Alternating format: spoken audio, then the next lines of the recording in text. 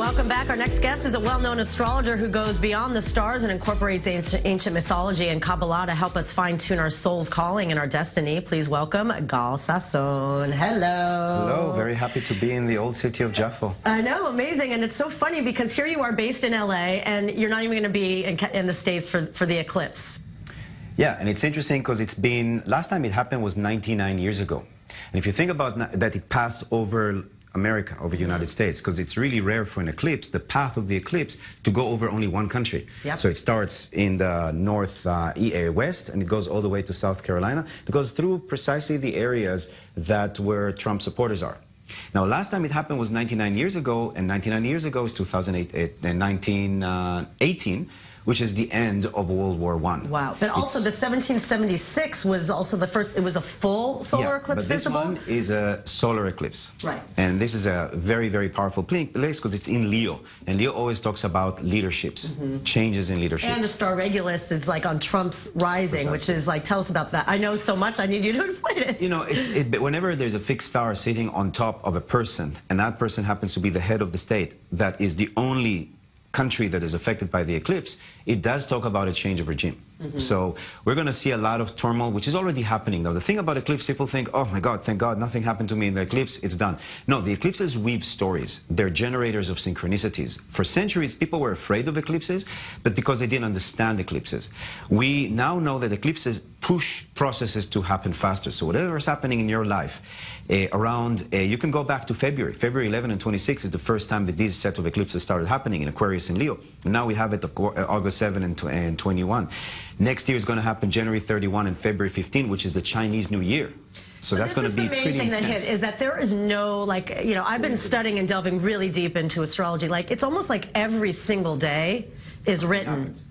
And people that question if it's a science, what do you have to say to them? Because I talk about it and people are like, I'm not into it, but it really is a sacred science. You know, I don't know. I mean, astrology is considered to be the mother of science because first was astrology, then came astronomy. So only 400 years ago, approximately, astronomy broke away from astrology. So first, astrology is basically you take astronomy and you take psychology and you mix it together. That's what astrology is. I don't know if I call it a science because you cannot scientifically prove it. But I think it's an art form. It's a poem that describes life. It doesn't influence life. It's not because Mercury right now is retrograde, I'm making a lot of mistakes or I'm not coming here on time. It's because it's more like a correlation. Like Jung talked about it a lot. There is no cause and effect, but while we are making mistakes, Mercury is retrograde. Right. It could be that Mercury retrograde is because of our mistakes. You know what I mean? So what we talk about astrology nowadays is more about synchronicities, coincidences. And what astrology does is give you a tool to know what is happening so you can decide what's going to happen. And once you see, because I've been like charting and documenting for a few years synchronies and coincidences that like just happen, and I'm charting it because it's like once you pay attention to it, they keep coming. But how do you explain how these things happen? Like I see things, for example, birds, chemtrails, the number 41, like, and every time I'm like, how does this happen? You know, Jung talked a lot about the concept of synchronicities, and what he said, and I really believe what he said, is that it's a proof that everything is connected. What synchronicity tells us, that certain stories that are out of statistics happen to us, and they show that everything is connected, that there is this sense of oneness around us. Which is getting back to source, God. This is a symbol of like the spherode of Kabbalah. I mean, it is really, would you call it the language of God? Because God is nature. It's not a Jewish God, a Christian God, a Buddhist God. Precisely. That's why I really love studying different type of mythologies, because what I see is that it's the same story again and again and again in a different disguise. That's what Joseph Campbell talked about as the monomyth. Monomyth, maybe it's one myth. The oneness, like Moses said, Shema Yisrael Adonai Eloheinu Adonai Echad. It's oneness. It's not that Israel is special, it's that everything is part of this oneness. And everything is nature. But what's special about the energy of Israel? Like there's certain places, I know you spend a lot of time in Turkey, Mexico, Sedona, like there are places they say that are kind of like portals. You know, you just look at the map. What you see in Israel is that all the Homo sapiens that had to leave Africa 100,000 years ago, they had to go through here.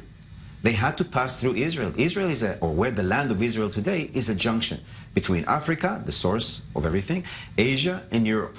And even the New World, the people had to go through Israel to get to Central Asia and then walk through the Bering Straits to get to the United States.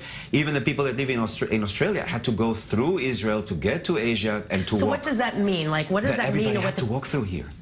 that everybody's from here. That the only way for people to get out of Africa to other places is to go through what we experience here. And this land, I believe, is a land that generates stories. That's why the Bible could influence the New Testament and the Quran and even Western civilization. Well, and it all comes from Abraham. Now, also, we're talking about now with the Mayan oracle, which I've studied, and then we have these crazy patterns, Pluto-Uranus square, and all of these things. Like, people have gone through really dark times, but it seems from what people like you were saying is that we're actually ushering in the age of Aquarius. Now, is that the same as the Mashiach? Like, in your opinion, what does that mean? For thousands of years, people were talking about when the age of Aquarius comes, which happens every 26,000 years, there's going to be a shift, because it's the only sign that is actually the symbol of the sign is a human being. So what we're saying is that if we all connect to our humanity as a country, as a family, as a person, if we all connect to those values, then we will get to the next stage. And the next stage is not that the Messiah will come and touch us all and we're going to get enlightened. I feel that what they say Messiah in Kabbalah, at least, it's a state, or it's a spiritual existence. It's almost like enlightenment, but in a global level. Right. So Messiah is not a person that's going to come here. It's a state of mind. It's a spiritual state of mind. It's a nirvana. So when all of us, and I feel that, you know, the Tibetans talk about it a lot, that if for 1 millisecond, everybody on this planet will feel unconditional love, there will be the Messiah. Right. We will all attain enlightenment. I'm not going to blow myself up because you're not a Muslim, because I appreciate you and I love you unconditionally even if you're not Muslim. I will not judge you because you love somebody and it's in the New Testament it says you can't love me. I will just love everybody, and at that moment the Messiah will be. Thank you. All right, from your lips to the oneness of source, light, ears. Thank you, Gahl. Thanks a lot. We'll be right back after the break.